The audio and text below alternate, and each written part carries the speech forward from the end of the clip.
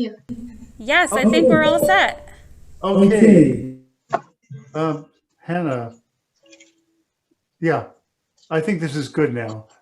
Okay, please go ahead. I have a piano accompaniment, so because it doesn't sound right without it. So, um, Yeah, except that if you use one of those canned accompaniments, then you have to do their rubato. You're stuck with them, you know. So even though you're probably not used to playing it without the canned piano accompaniment, could you please do it without that? I mean, obviously I'm not here to find fault with you. I'm here to help you anyhow. So, but I'd really prefer to hear it by yourself. okay.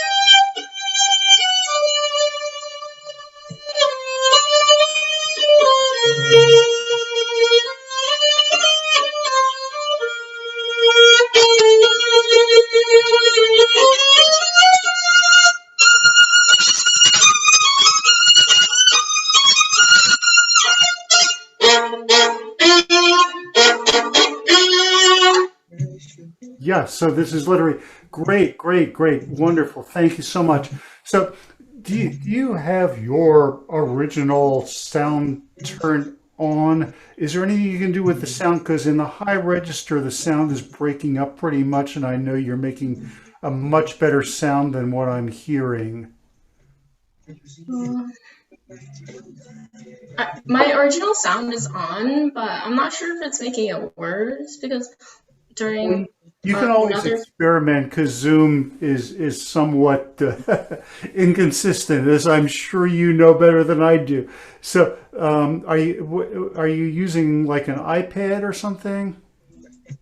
The school gave us computers. They're called Lenovo's. Oh yeah, yeah, yeah, right. So perhaps if you have a way of turning down the volume on the stuff you're broadcasting. because it sounds like it's clipping too much on the high register. Anyhow, okay, so very, very good. A brief introduction so I can show off my extensive erudite knowledge of this stuff. So a lot of the best Spanish music was written by French composers. They shared a border with Spain, obviously. So you have in addition to the Lalo, you have Debussy, Iberia, you have the Ravel Rhapsody Espagnole. The only best known composition by Chabrier is called España. I mean, and there are lots of, and of course, this brings me to the most famous French opera, which was set in Spain, Carmen, which has the famous habanera, and a way a lot of French composers tried to make their music sound Spanish was to put the habanera rhythm in it. And as I discussed in one of the previous master classes, a lot of these dances are named after countries or cities or places. The habanera is named after Havana. And of course, in Carmen, you have the most famous habanera, which is... So this rhythm of triplets, 1, 2, 3, 1, 2, that's the habanera rhythm. And Lalo also does it backwards. He does 1, 2, 1, 2, 3 a lot. Okay. And then have you played the Chansons Havanaises? I've done it some time ago, a few years ago I did that. Yeah, because it also uses Havanaises, just habanera in French, because it's the same rhythm, right? Okay, good. So now in the first movement of the Lalo, he was, by the way, so successful with this piece that he also wrote two or three more pieces with a violin and orchestra. He visited Norway and Russia. Those compositions are completely unknown. You can find them on Adagio or Spotify if you want to listen to them. But the Symphonie Espagnole is the best known. Now, in the first movement, usually I tell people to make a big distinction between fortissimo and forte. In the other movements, there are four other movements. He uses mezzo forte a lot. He does not have a single mezzo forte in the first movement that I can see. There's a whole lot of fortissimo.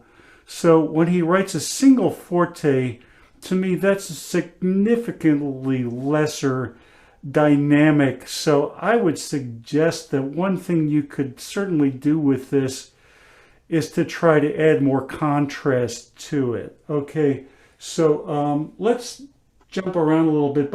By the way, the very beginning, have you ever heard of a very famous violinist named Misha Elman? No, sorry. No, that's okay, because his heyday was probably in the 30s. You know, by the 40s, he was already out of the picture. You can find him. He did a lot of very beautiful playing, but it was very sentimental playing in a style which they don't even use anymore. But he liked to play it safe. So you'll hear the beginning of this. He does. Here, I'll get my camera a little better so you can see. So he liked to play it safe because the beginning of this is not so easy. The orchestra plays for about 30 seconds, then they put their instruments down and you're all on your own. So the Spanish music, first of all, I think even though it's written fortissimo all the time, you still should make a beautiful sound, which is why I hope that you could change your sound somewhat so I could hear the sound you're actually playing, because I'm sure I'm not hearing that at all. But take this fortissimo with a grain of salt. For example, this stuff here is stuff that was probably done in Spanish operas, which zarzuela is the term for a kind of popular opera. They had so it was sung all the time, and even though he wrote fortissimo and pesante just means heavy, and I think all the down bows are great. This place, by the way, a lot of people do the fermata as though it was a singer doing the high note, because the high notes on the G string are exactly the same register as the high notes the tenors sing in opera. So if you were a tenor singing an opera, you would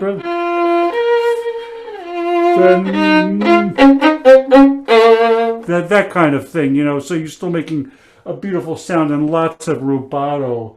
Okay, and then this place here. So even though it's only, yeah, can you look at your music a few bars after Pesante? There's a crescendo, and the crescendo results in a forte, right? A single forte? Mhm. You see what I mean?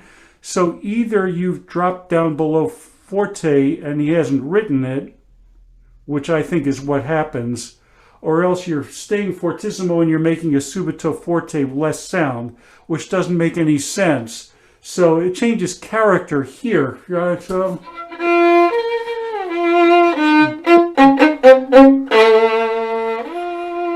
to me, it's a different character, right? Then this crescendo, it doesn't make sense.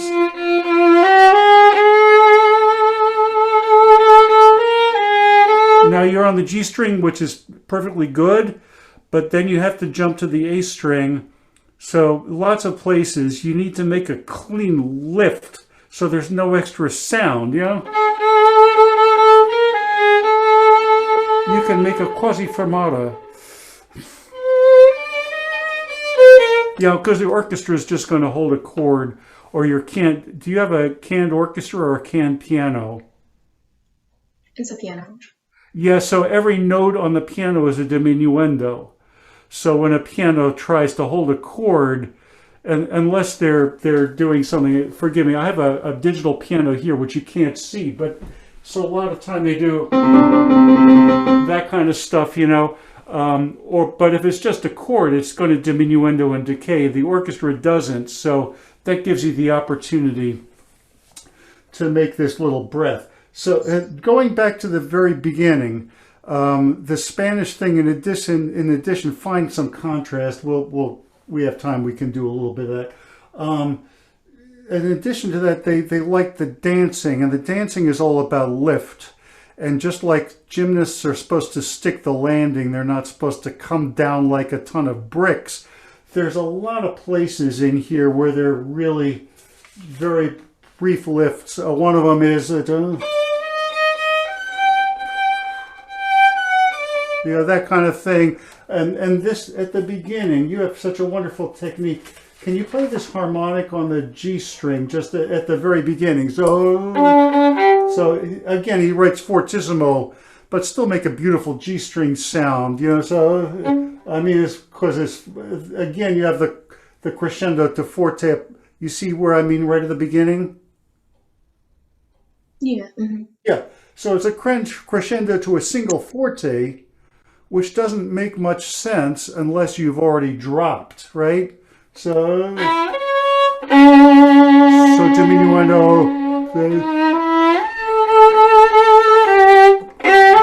Another, you can make a lift there. Yeah, up to you. If you don't want to, don't do it. I always say, you know, there's no one single right way to play this music. Play it how you like it. But experiment with making a lift, especially on repeated notes. Then, can you go to the G string for that? Usually people do. Can you try that? You don't have to play the very... actually, you know, do play the very beginning. I don't care if you make the notes or not, but is there anything you can do with your sounds? Because it should be just a nice sound. Because otherwise, you know, the orchestra plays, puts down their instruments, and now you're introducing yourself, and it's going to be about 35 minutes till the end of the piece, 5 movements, but you want to make a good impression when you introduce yourself. Okay, so try to make a really nice sound. Go ahead.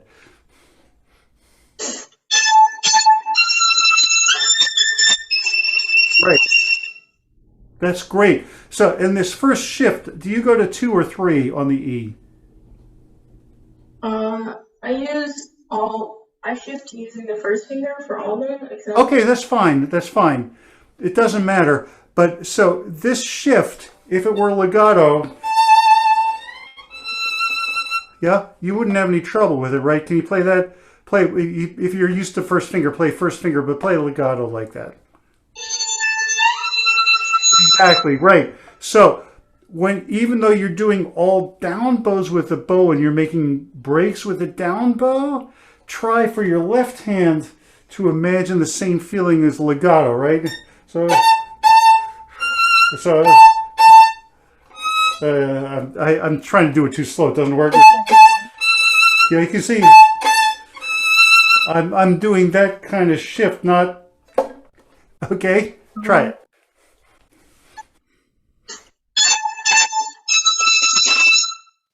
Yeah, continue. And then the sound still isn't great that I'm hearing from you. It's not your fault. I'm sure you're making a fantastic sound, but try even now, even with the sound I'm hearing, a little bit more bow for these down bows. So you get more of this, that kind of ringing sound instead of this short sound. Okay, go ahead.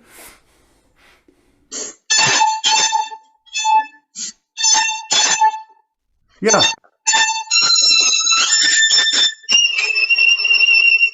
Continue. That's great. So, and the last thing is you might experiment with these kind of circle. So when you come off, go up a little more instead of just, you understand what I mean? Yeah. Okay. But anyhow, continue. So here's here he even writes with the rest, right? With this jump and a nice landing. Go ahead.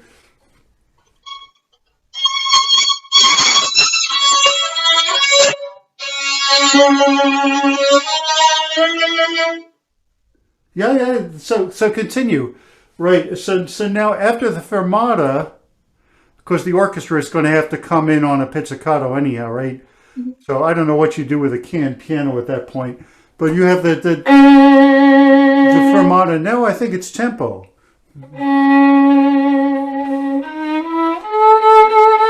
Or quasi tempo. You don't have to make a big retard after the C sharp. Go ahead, play the C sharp one more time, please.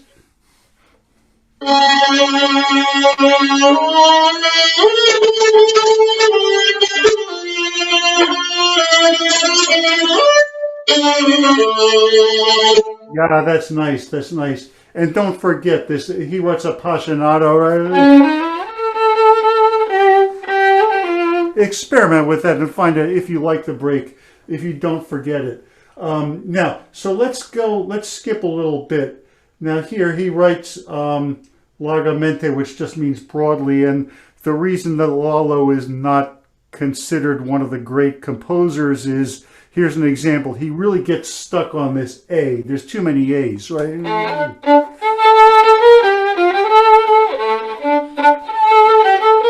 Yeah, it's just stuck on this A. But finally you get done with the A's. So let's try, now we're going to make a contrast, right? Because here's the kind of the bullfighter in Carmen, right?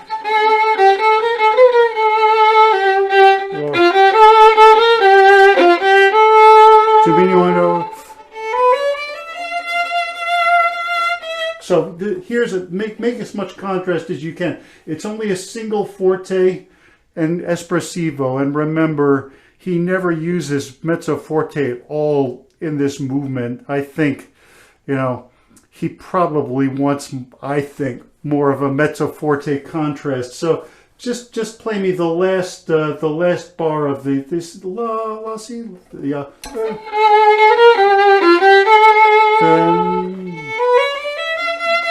Maybe Domino, use your imagination, fantasy, but make as much contrast as you can. Go ahead.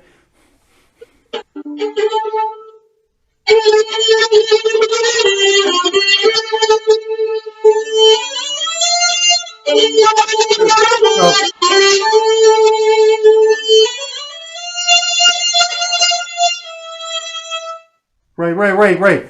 The second one I like better because you didn't go to the frog, right? So, and then you have this. I think even in this music, you kind of go to the downbeat. This one. So those two E's are not the same, right? Even though it comes on an up bow.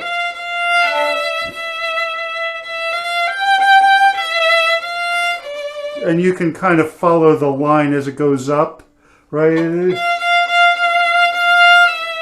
Then it goes up. Then, especially this one,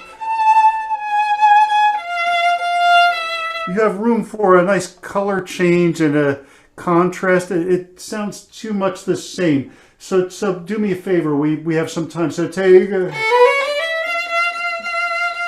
Yeah, and even though if we see a single forte, we still want to play loud. To me, the character of this is much more tender. Go ahead.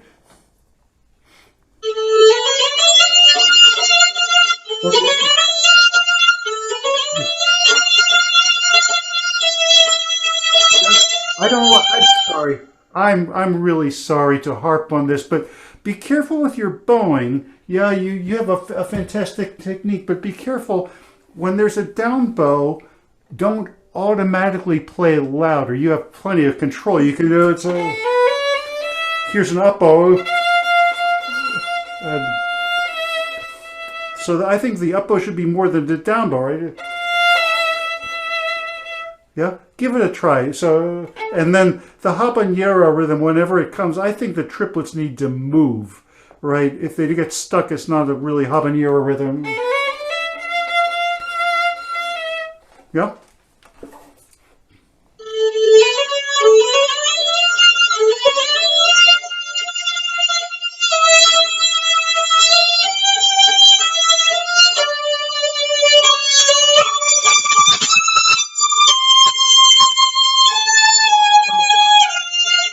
Yeah, yeah. So make more contrast. Yeah, you can go away from this master class and forget everything I said if you want to, but I think it's a valuable thing to work on. So this one, you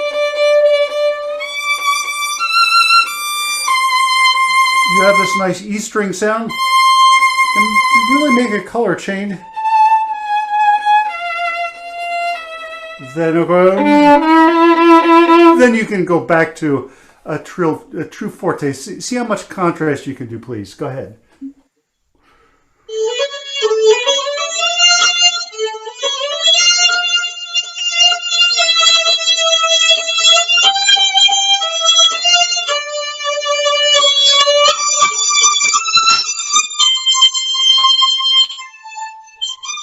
That's good. Go ahead.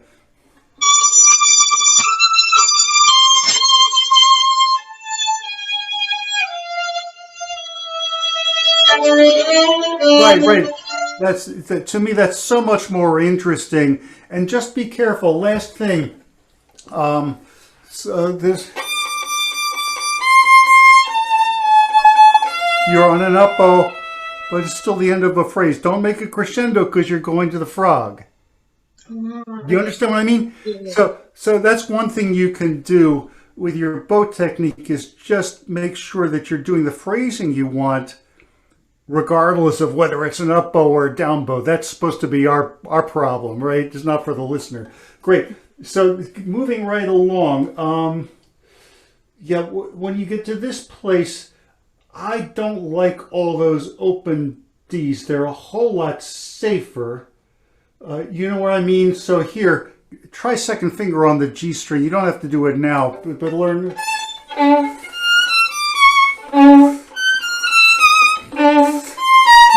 It's not that difficult a note to find, and it's a lot more effective. So let's go back.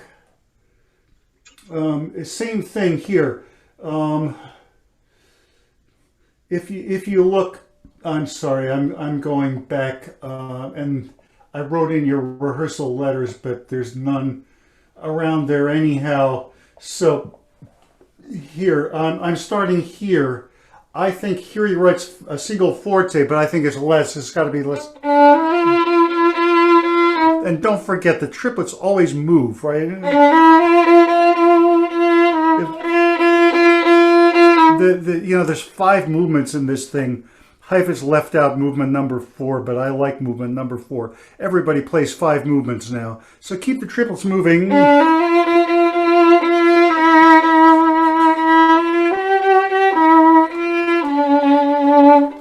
So here he writes a crescendo, right, to a single forte. So you have to have dropped down to below forte, right?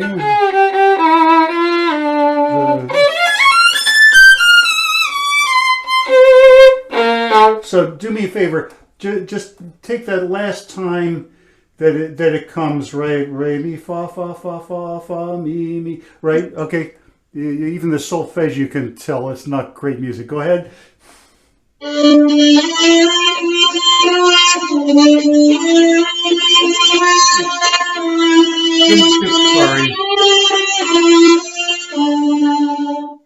Do me one favor, just for now, move those triplets more. You've kind of gotten in the habit of playing them on the slow side. If you hate it, don't keep it, but for 5 minutes, right?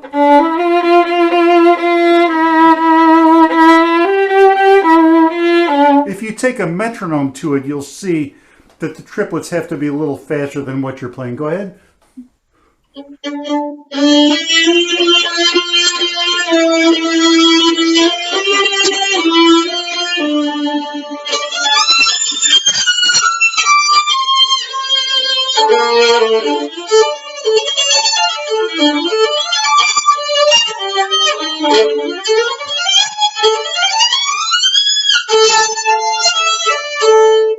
Yeah, okay, couple of things. Good, good, good. Oh, we're almost out of time, darn it.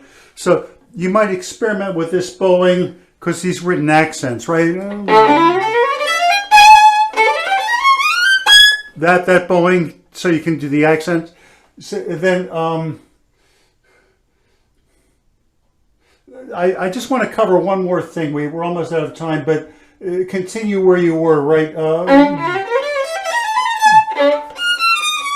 This one, well, I want to see what's happening with your bowing. So take directly there because we're almost out of time. When he writes the this one, that place, you know where I'm talking about? It's before your letter C3 bars. Uh-huh. Right. So, yeah. So you changed the bowing. If you look, the original bowing is right. So let's take a look at this. This is the last thing I'm going to do with you. So when you have really fast and there's one note, it happens later in this movement. It happens a lot in the other movements in this piece. So use as little bow as you possibly can on this single note. You avoided the problem by changing the bowing, but let's do the original bowing. So this B flat we're going to use in a way very little bow, so it's almost a continuous up bow, right? This up bow. So can you just try that much from the up bow, from the D?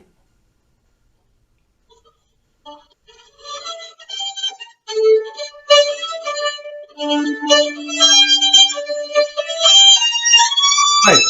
Yes, good. And use even less bow on that single B flat note. Slower is fine, I don't care. Go ahead.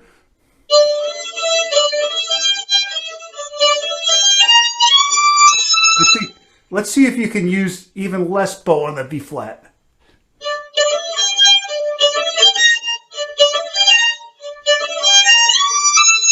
That's right. So the less bow you can use on single notes like that, the easier it is to play it faster. And you will find many places in the Symphonie Espagnole that call for this. So I hope I've given you some general ideas which will help. I mean, because you didn't play it. Right? Yeah, it's all over the place in this. So great. Just the most important thing, well, two things. Play the habanera, the triplets faster, and more contrast. Those are the two important things to remember. Okay? Great. Excellent. Thank you. It was wonderful. So I think we're ready for viola now, right? Yes. Thank you. Okay. Thank you, Mr. Beiler. Thank you, Hannah. Fantastic. Oh, that was great. So I'm going to switch instruments. I've got the